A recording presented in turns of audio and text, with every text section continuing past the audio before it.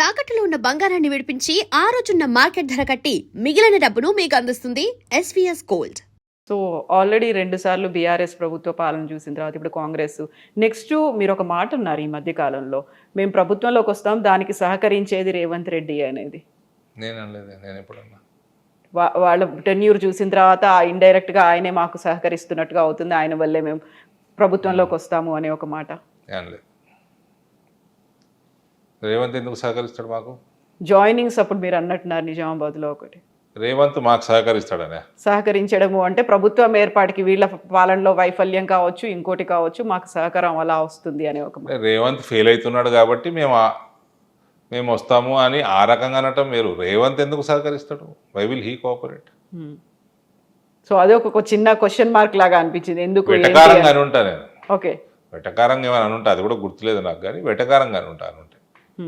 So ఇప్పుడు ఆ ప్రభుత్వంలో జరుగుతున్నటువంటి వీటన్నిటిని ఫెయిల్యూర్స్ని, వైఫల్యాలని గట్టిగా అడ్డుకోవడానికో లేకుంటే ఎలుగెత్తి ప్రశ్నించడానికో బీజేపీలో యూనిటీ అనేది లేదు అనే మాట. అది కూడా తెలంగాణ బీజేపీకి సంబంధించి గ్రూపులు ఏమైనా ఉన్నాయా? గ్రూప్ రాజకీయాలు అవుతున్నాయా? సో చూడండి మేడం, మేము చిన్నగా ఉన్నప్పటి నుంచి రాజకీయాలు చూస్తున్నాము.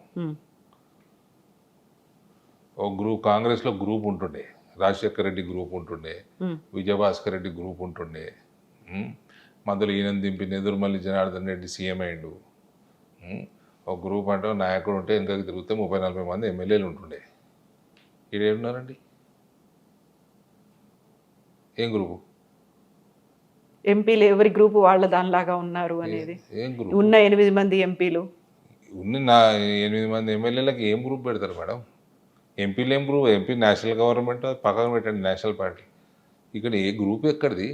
అంటే ముందు నుంచి ఉన్న బీజేపీ లీడర్లు, కొత్తగా వచ్చిన వాళ్ళు, కొత్తగా ఎమ్మెల్యేలు ఎంపీలు అయిన వాళ్ళు, సరికొత్తగా స్టేట్ కమిటీ మేడం తిప్పి కొడితే 8 మంది, అందులోకి ఒక ఆయన రిజైన్ చేసిపోయాడు, 7 ఉన్నారు.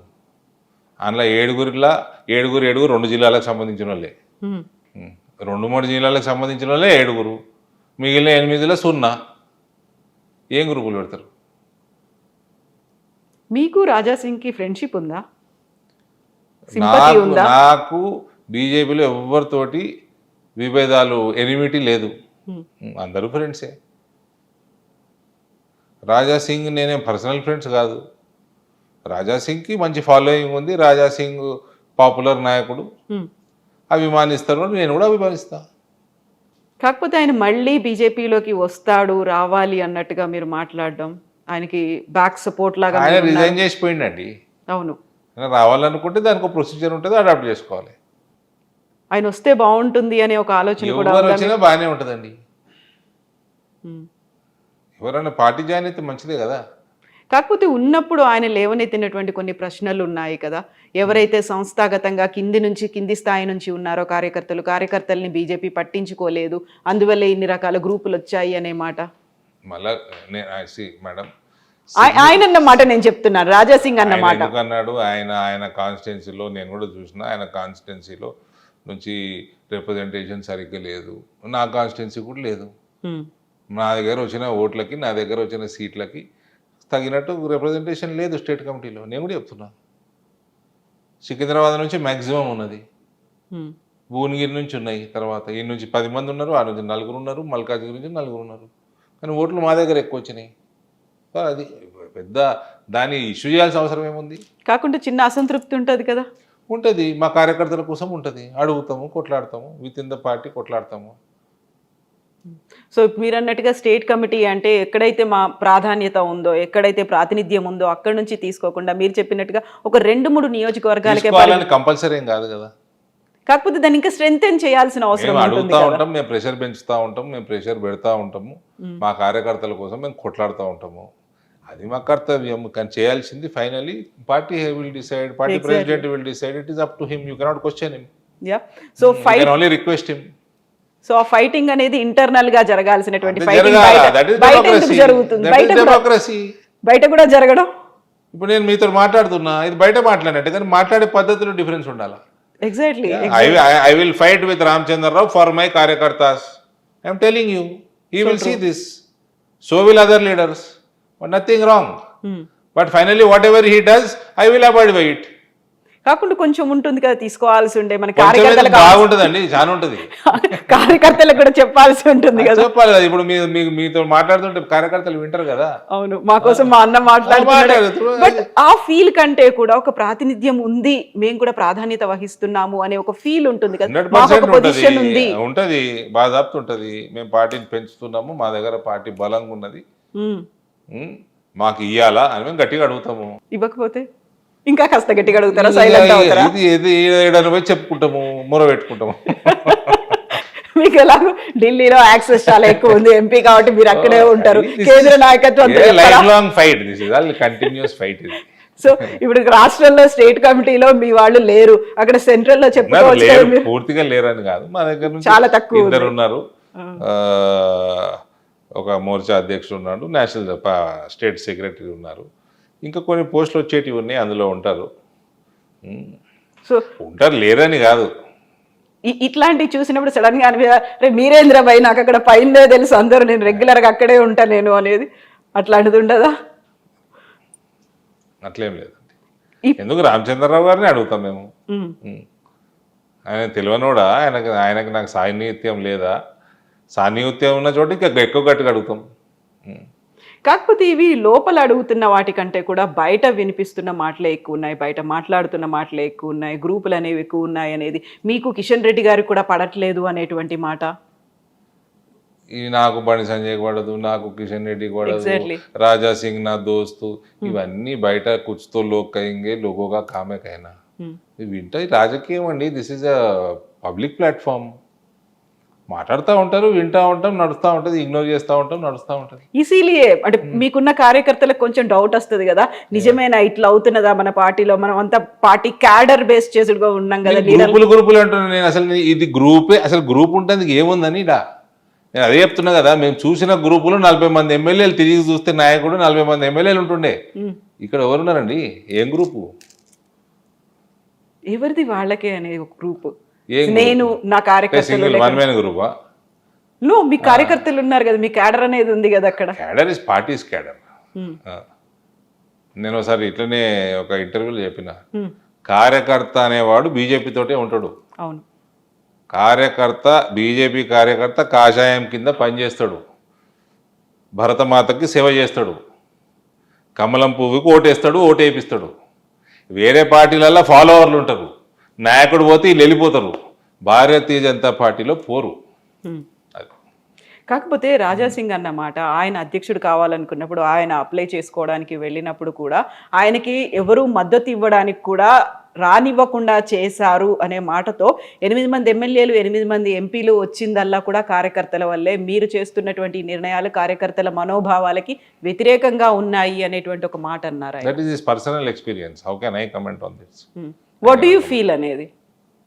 ఐ డోంట్ నో, నేను లేనప్పుడు ఆ రోజు. నేను కూడా ఆయన రాకంటే ముందు వచ్చేసినట్టున్నా, వెళ్ళొచ్చాను, ఆయన వచ్చిపోయినాక వెళ్ళొచ్చాను, నాకు గుర్తులేదు నాకు.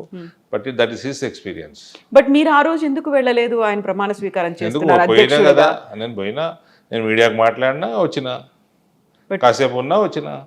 మీరు అటెండ్ అవ్వలేదు, మీలో కూడా ఒక అసహనం అనేది ఉంది, మీరు కూడా అధ్యక్షుడు కావాలనుకున్నారు అనే మాట. అట్లేం లేదండి. ఎందుకు రామచంద్రరావుకి అన్నిటికంటే పెద్ద ప్రోగ్రామ్ ఇవ్వాలి, నిజామాబాద్లో అయింది, నేను చేసిన అసహనం ఏముందండి. కాకపోతే రాజా సింగ్ ఏమో పార్టీకి రిజైన్ చేశాడు, ఆయన దూరం అయిపోయాడు. అరవింద్ కూడా కోపం వచ్చింది, ఆయన కూడా కొంచెం దూరంగా ఉన్నాడు. నేను రామచంద్రరావుకి ఎందుకు సహకరిస్తా? కోపం ఉంటే వ్యక్తిగతమైనటువంటి పనులు ఉన్నాయి కాబట్టి నేను అటెండ్ అవ్వట్లేదు అనే దాంతో మీరు ఒక ప్రోగ్రామ్ అటెండ్ కాలేదు. నేనే ప్రోగ్రామ్ చేసిన కదా ఆయనకి. ఈ రోజు చేశారు? ఈ రోజు కాదండి, నేను ఆగస్టు 25th రోజు చేసిన. నిజామాబాద్ వచ్చింది కదా ఆయన, నిజామాబాద్ జగిత్యాల సంబంధించి బ్రహ్మాండమైన కార్యకర్తల సమావేశం చేసిన. ఆనాటికి అదే అతిపెద్ద కార్యక్రమం అధ్యక్షుల వారికి రాష్ట్రంలో. All is well, always it will be well. Okay. So ఇప్పుడు కాంగ్రెస్ బీజేపీకి సంబంధించి 8 మంది ఎంపీలు ఉన్నారు. 8+8 = 16 కాలేదు, అక్కడ 0 అయింది. మాకు చేసింది ఏమీ లేదు అనేటువంటి వాదన బీఆర్ఎస్ చేస్తోంది. బీఆర్ఎస్ అదే మాట, అదే ఆరోపణ. అయ్యో, బీఆర్ఎస్ కూడా ఏమంటాడు కానీ, మా వాళ్ళు 8 ఎమ్మెల్యేలు, 8 ఎంపీలు, 8 and 8 is 88 అన్నారు మా వాళ్ళు. మీ వాళ్ళు అన్నారు? అవును. అది ఎప్పుడు అవుతుంది మరి ఐటీ నేను కూడా వెయిట్ చేస్తున్నా. ఎంతకాలం పడుతుంది? I'm also waiting. ఎప్పటికి? I'm very keen, more keen then anyone. ఇట్లా ఇదేముంటుంది, మస్తు మాట్లాడుతూ ఉంటాను. సో ఇప్పుడు యూరియాకి సంబంధించి మళ్ళీ నేను ఫస్ట్కి వెళ్ళిపోతే 8+8=0 అయింది, రాష్ట్రానికి చేసింది ఏం లేదు, వాళ్ళు తీసుకురాలేదు, మీరు ఇవ్వలేదు, అందువల్లే రైతులు ఇట్లా కష్టపడుతున్నారు అనేది. మేడం, మీకు ఎంత 100 కిలోల యూరియా కావాలంటే మీరు ముందు కేంద్రానికి తెలియజేయాలి. మీరు తెలియజేసింది వాళ్ళు సప్లై చేస్తారు. అక్కడి నుంచి తెచ్చుకోవాల్సింది ట్రైన్లో మీ బాధ్యత. మీరు ట్రైన్లు బుక్ చేసుకోవాలి. మీరు చేసుకోకపోతే దానికి బాధ్యులు ఎవరు? మీకు 10 ట్రైన్లు కావాలంటే మీరు 6 బుక్ చేసుకుంటే 4 షార్టేజ్ ఉంటుంది కదా. అది జరిగింది తెలంగాణలో. గది ఈ మాట బీజేపీ చెప్పగలుగుతోందా క్షేత్రస్థాయిలో ఏం జరిగింది అని? చెప్పుకోవాలి. ఇప్పుడు నేను చెప్తున్నా, మిమ్మల్ని అడిగిన నేను చెప్తున్నా. అడగకపోయినా రైతుల ఆందోళన ఉంది కాబట్టి వాళ్ళలో ఆగ్రహం అనేది వస్తుంది, వాళ్ళు బాధలో ఉన్నారు. చెప్పాలి, తప్పకుండా చెప్పాలి. చెప్తున్నారు, రోడ్ ఎక్కాలి, అపోజిషన్ చేయాల్సిన యాజిటేషన్లు చేయాలి, బలంగా చేయాలి. బీజేపీ చేస్తోందా ఇవన్నీ? నా దగ్గర మేము చేస్తాము, మా పార్లమెంట్లో మేము చేస్తాము. చెప్పిందా బీజేపీ ఇప్పటిదాకా ప్రతి చోట? మా పార్లమెంట్ నేనైతే చెప్తా మేడం, నా పార్లమెంట్లో. కాబట్టి మేము మా తోటి చేతనైనంత మేము బీజేపీ కోసం బలంగా చేస్తాం. కాబట్టి బీజేపీని ఆదరిస్తారు మా దగ్గర. మనం ఇలా ఎదుర్కోవాలి, మనం చేసాము, వాళ్ళు అడిగినంత ఇచ్చాము అనేది ఇక్కడ రాష్ట్ర నాయకత్వం కూడా అంత బలంగా చెప్పగలుగుతోందా? మీరే చెప్పాలా, మీడియాలో ఉన్నారు. అందుకే అడుగుతున్నాను నేను మిమ్మల్ని. మీరు చెప్పాలి, మీరే చెప్పాలి. మీడియా మీరు ఎక్కువ చూస్తారు, మీడియాలో ఉన్నారు కాబట్టి మీరు ఎక్కువ నాయకులను కలుస్తారు. నేను ఏవైతే గుళ్ళు, కుల సంఘాలు, కళ్యాణపాలు ఏవైతే ఫైనాన్షియల్ రిటర్న్స్ ఉంటాయో ఆ సంఘంకు పెట్టుబడి పెట్టిన తర్వాత దాని మీద ఇన్కమ్ అనేది ప్రజలకు ఉండాలా, అప్పుడు ఆ సంఘం బలోపేతంగా అవుతుంది. కానీ డెడ్ ఇన్వెస్ట్మెంట్ చేయొద్దు అనేది నా ఆలోచన. ఒకటి పనికిరాని కట్టడం కట్టించే కన్నా దానివల్ల రిటర్న్స్ వచ్చే కట్టడం కట్టియడం కరెక్ట్ అనేది నా ఆలోచన. కళ్యాణపము ఖచ్చితంగా కిరాయిలు వస్తాయి, వాళ్ళకు ఆ సంఘంలో జమ అవుతూ ఉంటుంది. ఇది నా ఉద్దేశం. గుళ్ళు ఉన్నాయి, మానసిక పరిస్థితి బాగాలేనప్పుడు ప్రతి ఒక్కరం పోయేది గుడికే. ఎంత ఇబ్బందులు వచ్చినా, ఎంత డబ్బున్నోడైనా, ఎంత డబ్బు లేనోడైనా, పుష్కలంగా ఆరోగ్యంగా ఉన్నోడైనా ఒక్క పొద్దులు పట్టిపోతాడు, అనారోగ్యం ఉన్నోడు ఖచ్చితంగా బాగు చేయి భగవంతుడు అని దేవుని దగ్గరికి పోతాడు. కాబట్టి ఆ గుళ్ళకి కానీ, మసీదులకు కానీ, చర్చిలకు కానీ ఆ వాల్యూ ఉంది. కాబట్టి మనిషి ప్రశాంతంగా తన గురించి తాను కోరుకునే ఒకే ఒక్క ప్లేసు అవి దేవుడు ఉన్నటువంటి గుళ్ళు తప్ప వేరే అవకాశం అయితే ఉండదు. సంతోషాన్ని మిత్ర బృందానికి పంచుకోవచ్చు, లేదా పార్ట్నర్స్తో పంచుకోవచ్చు, లేదా కుటుంబంతో పంచుకోవచ్చు. కానీ కష్టాన్ని మాత్రం దేవునితోనే పంచుకుంటాం. అది ప్రతి ఒక్కరూ మన ఆత్మవిమర్శ చేసుకుంటే అర్థమవుతుంది. ఎవరం కోరుకున్న ఓ టైంలో భగవంతుడు జర నన్ను ఇది చూడని చెప్పి ఇట్లా అనే పోతాము అంతే. పొద్దున్న లేసాను అది ఖచ్చితంగా చేస్తాం. అది ఒక్క పూట దొరకలేదా రామచంద్రరావు గారికి? అయితే ఆయన పూట దొరకలేదంటే నేను అవన్నీ రోజు 35 నుంచి 40 సంఘాల ఇనాగ్రేషన్స్ ఉండే, అట్లా 3600 సంఘాల దగ్గర నేను మొత్తం కంప్లీట్గా డైలీ చేసుకుంటూ పోతే కూడా నాకు నెల రోజులు చేస్తే 900 అయినాయి. 900, 1000 దాకా దాటలేవు. కంటిన్యూగా నేను 2.5 months చేసిన. 2.5 months చేస్తే ఇంకా 25% ఇంకా పెండింగ్ ఉన్నాయి, అవి చేయలేదు ఇంకా. కంటిన్యూగా 3 months, almost 3 months, 2.5 months means 82 days చేసాం కంటిన్యూగా. నువ్వు వర్షం వచ్చినా రాకున్నా ఏదన్నా మార్నింగ్ 8 to ఈవినింగ్ 8, 9 వరకు కంటిన్యూ చేసాం.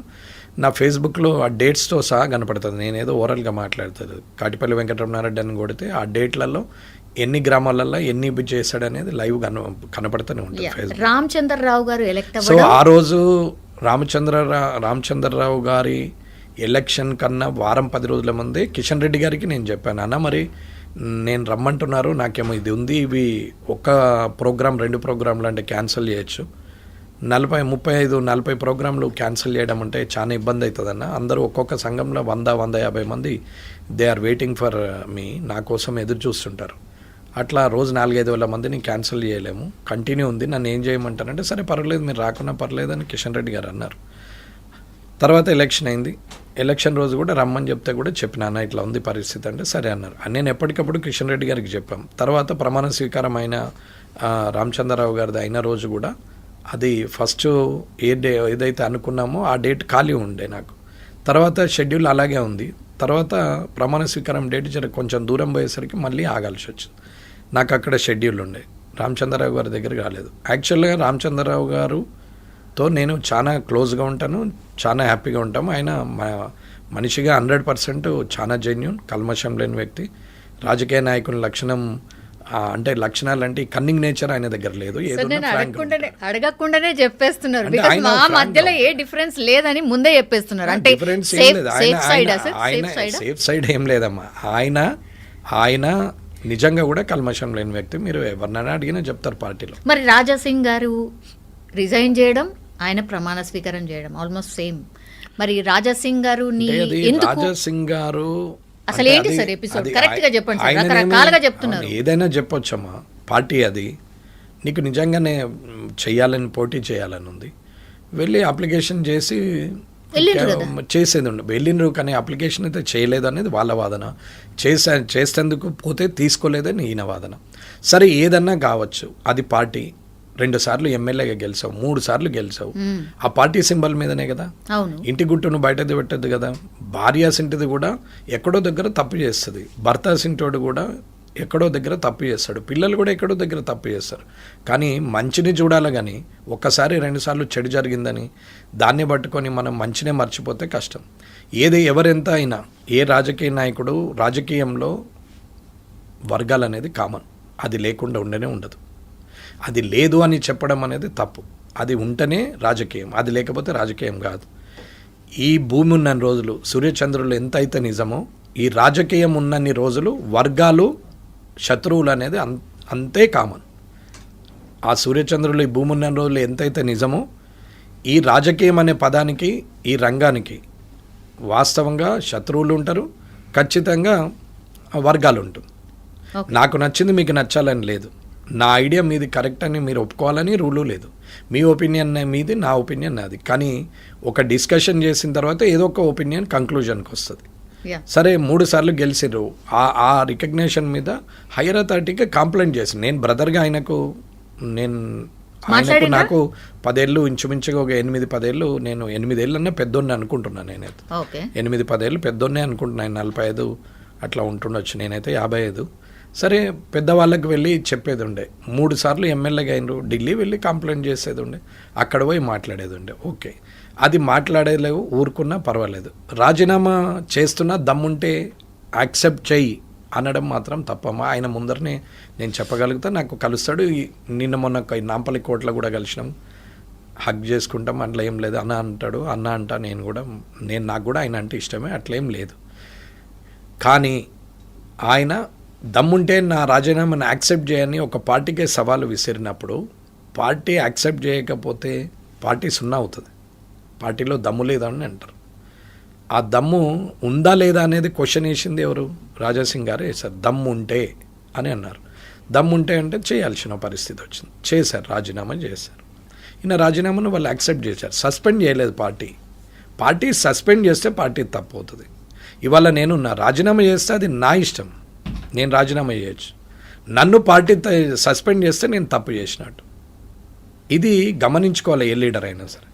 కానీ ఆవేశంతో తను చేయడం, ఇవాళ ఒక 15 ఏళ్ళు అంటే 30 ఏళ్ళకి, ఇంచుమించుగా 30 ఏళ్ళకి ఎమ్మెల్యే అయినరు. నేను 30 ఏళ్ళ నుంచి కొట్లాడితే 55 ఏళ్ళకి ఎమ్మెల్యే. నేను ఎవరు అదృష్టవంతులు ఇందులో? 2 మీద గెలిచిన నేనా, లేక 15 సంవత్సరాలుగా ఎమ్మెల్యే కొనసాగుతున్న రాజాసింగ్ గారు? 30 సంవత్సరాల్లోనే ఎమ్మెల్యేగా అయిన ఆయన అదృష్టవంతుడా? 50 సంవత్సరాలకు 2 మీద గెలిచిన నేను అదృష్టవంతున్నా. అదృష్టానికి కొలమానం ఏం లేదు, అది తృప్తికి సంబంధించిన విషయం. నేను తృప్తిగా, ఐఎమ్ కంఫర్ట్ అనుకుంటే కంఫర్టే, నేను కంఫర్ట్ లేని అనుకుంటే లేదు, అంతే. అది మన సైకాలజీ. మన మనసు ఏం ఆలోచిస్తుందో మన మెదడు అదే చెప్తుంది. మన మెదడు ఏదైతే చెప్తుందో అదే మనసు ఆలోచించుకుంటే తృప్తి అనేది కలుగుతుంది. ఆ తృప్తి లేనప్పుడు ఏ స్థాయికి పోయినా వ్యతిరేకత కామన్. పార్టీలకు పోతాడు, ఆ పార్టీలకు పోతారు అని బాగా పెద్ద ఎత్తున ప్రచారం. ఆయన ఎందుకు వెళ్తాడమ్మా? ఆయన డైరెక్ట్ చెప్పండి, నేను బీజేపీ మళ్ళీ పిలిస్తే వస్తాను కూడా అంటున్నాడు. పిలుస్తుండొచ్చు, పిలుస్తారు, భవిష్యత్తులో పిలుస్తారు. ప్రతి దానికి ఒక సమయం వస్తుంది. నేను అప్పుడే ఎన్టీ రామారావు గారిని నాగయ్య కాలంలో పుడితే నేను సావిత్రి గారిని పెళ్లి చేసుకుంటుంటే ఎంత చీప్గా ఉంటుందో, ఈ సమయంలో 1970లో పుట్టాల్సిన 1970లోనే పుట్టాలా? 1950లో పుడితే బాగుంటుండే అనుకుంటే తప్పు. అదే 1970లో పుట్టే నేను అయ్యో 2025లో పుడితే నేను ఇప్పుడు మంచిగా హ్యాపీగా ఉంటుంటే కదా, ఫుల్ ఎస్టాబ్లిష్ అయింది, డిజిటల్ ప్లాట్ఫామ్ ఉంది అని అనుకుంటే తప్పు కదమ్మా. ఎవరికి ఎప్పుడు ఏది రాసి ఉంటే అది జరుగుతుంది. కష్టపడడం మన వంతు, ఫలితం మాత్రం ఆ దేవుడు ఇస్తాడు. అది ఆలోచించకుండా ఆవేశపడి అందరము అంటే వాళ్ళ రేవంత్ రెడ్డి గారు ముఖ్యమంత్రి అయినరు, అయ్యో ఆయన వయసు నా వయసు సేమ్ నేను కాలేదు అంటే ఎలా? అది తప్పు కదా. ఆయన అయిండు, కష్టపడవచ్చు, అయిండు, నా కష్టంలో ఎక్కడో లోపం ఉండొచ్చు, కాకపోవచ్చు, తప్పేముందండి. ఎవరికి ఎప్పుడు ఏది రాసి ఉంటే అది అవుతుంది. తెలంగాణ వచ్చింది కేసీఆర్ గారు ముఖ్యమంత్రి అయినారు, రాజశేఖర రెడ్డి గారు చనిపోయారు, రోషయ్య గారు ముఖ్యమంత్రి అయినారు.